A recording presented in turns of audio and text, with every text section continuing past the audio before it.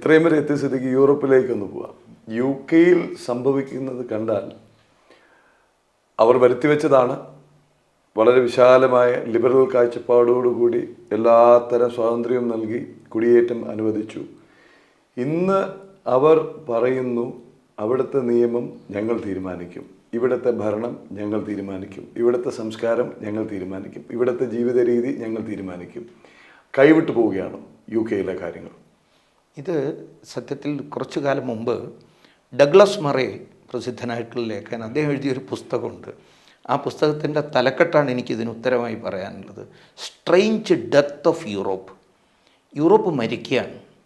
ആ മരണത്തിൻ്റെ പ്രധാനമായ കാരണം മൾട്ടി കൾച്ചറലിസം എന്ന ഓമന പേരിട്ട് ബഹുസ്വരതയെക്കുറിച്ചുള്ള തെറ്റായ കാഴ്ചപ്പാട് മുന്നിൽ വെച്ചുകൊണ്ട് ഈ ഇസ്ലാമിക നുഴഞ്ഞുകയറ്റക്കാരെ വൻതോതിൽ പ്രീണിപ്പിച്ച് സ്വന്തം നാട്ടിലേക്ക് വരാൻ അനുവാദം കൊടുക്കുന്ന ആ അപകടകരമായ സമീപനമാണ് ഈ ഭീകരമായ മരണത്തിന് കാരണം. We are committing a suicide, അങ്ങനെയാണ് മറേ അതിനകത്ത് സമർത്ഥിക്കുന്നത്.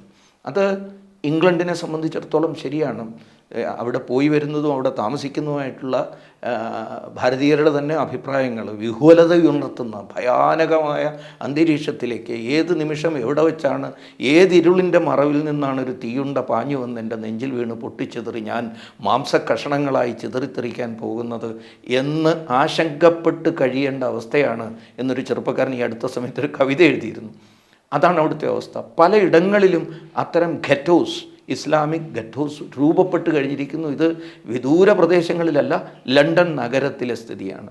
ലണ്ടൻ ഉൾപ്പെടെയുള്ള പ്രധാന നഗരങ്ങളുടെ ഭരണ നേതൃത്വം പോലും ഇന്ന് ഇസ്ലാമിക ഭീകരശക്തികളുടെ കയ്യിലേക്ക് പല പട്ടണങ്ങളുടെയും മേയർമാരാരെന്ന് നോക്കിയാൽ അത് മനസ്സിലാക്കാൻ സാധിക്കും. ഇത് അവിടുത്തെ സ്ഥിതി മാത്രമല്ല, പറഞ്ഞതുപോലെ ഫ്രാൻസിലെ പാരീസിൻ്റെ സ്ഥിതിവിശേഷം, അതിൻ്റെ നിറം മാറുകയാണ്. ഈ സമീപകാലത്ത് നടന്ന ഇലക്ഷന് ശേഷം നടന്ന വലിയ കലാപത്തെക്കുറിച്ചൊന്ന് ആലോചിച്ച് നോക്കും. സ്വീഡൻ 10-20 വർഷം മുമ്പ് ഞാൻ ഓർക്കുകയാണ് ഒരു ലേഖനം വായിച്ചത്, ഹിന്ദുവിൽ വന്നൊരു ലേഖനം.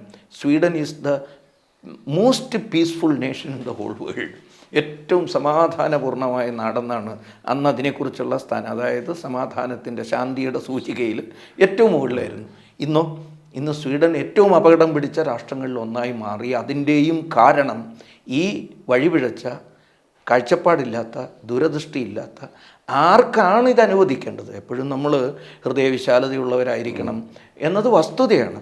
പക്ഷേ ഈ ഹൃദയവിശാലത നിങ്ങൾ ആർക്കാണ്? ഇത് പഴയ അറബിക്കഥയിലെ ഒട്ടകത്തിന് തലവയ്ക്കാൻ ഇടം കൊടുത്ത പോലെയാണ്. ഇന്നവർ തിരിച്ചറിയുമ്പോഴേക്കും ഒരുപക്ഷെ തിരിച്ച് നടക്കാൻ പറ്റാത്ത വിധത്തിൽ പെട്ടുപോയിരിക്കുന്ന ഒരവസ്ഥയാണ്. അങ്ങനെയാണ് അവർ പലരും ഇപ്പോൾ ലേഖനങ്ങൾ എഴുതുന്ന സമയത്ത്, അയാൻ സിർസി അലി ഈ അടുത്ത സമയത്ത് വീണ്ടും അവർ നടത്തിയൊരു പ്രസ്താവനയിൽ പറഞ്ഞിരിക്കുന്നു, പല യൂറോപ്യൻ രാഷ്ട്രങ്ങൾക്കും ഇനി തിരിച്ച് നടക്കാൻ പറ്റാത്ത അവസ്ഥയാണ്. കാരണം കണ്ണും പൂട്ടിക്കെട്ടി അവർ നടന്നു വന്നത് മരണത്തിൻ്റെ ഒരു മുനമ്പിലേക്കാണ്. ഇനി തിരിച്ചു നടക്കാൻ പറ്റാത്ത അവസ്ഥയാണ്. അത്ര ഭീകരമായ അവസ്ഥയാണ്. അവിടെയാണ് അതിതീവ്ര ദേശീയവാദ പക്ഷങ്ങൾ ഈ രാഷ്ട്രങ്ങളിലൊക്കെ പതുക്കെ ശക്തിപ്പെട്ടു വരുന്നു. അത് ദൂരവ്യാപകമായിട്ട് വളരെ ദീർഘദൃഷ്ടിയിൽ നോക്കിക്കഴിഞ്ഞാൽ എത്ര കണ്ട് ലോകസമാധാനത്തിന് സഹായകരമാകും in long run, I am saying. പക്ഷേ തൽക്കാലത്തേക്ക് നോക്കുമ്പോൾ ഒരു ചെറിയ ആശയുടെ വെള്ളി രേഖ, രജതരേഖ കാണുന്നുണ്ടെങ്കിൽ അവിടെയൊക്കെ ദേശീയവാദത്തിൻ്റെ തിരിച്ചുവരവ്. ഇപ്പോൾ ഒരു കാലത്ത് ഇംഗ്ലണ്ടിലൊക്കെ പോകുമ്പോൾ, നമ്മുടെ ആൾക്കാർ പോകുമ്പോൾ ദേശീയവാദം എന്ന് പറയരുതെന്നായിരുന്നു ഒരു കാലത്ത് പറഞ്ഞിരുന്നത്. കാരണം ദേശീയവാദം എന്ന് കേൾക്കുമ്പോൾ അവർക്ക് ഓർമ്മ വരുന്നത് ഹിറ്റ്ലറെയാണ്, മുസോലിനിയാണ് ഒക്കെയാണ് ഓർമ്മ വരുന്നത്.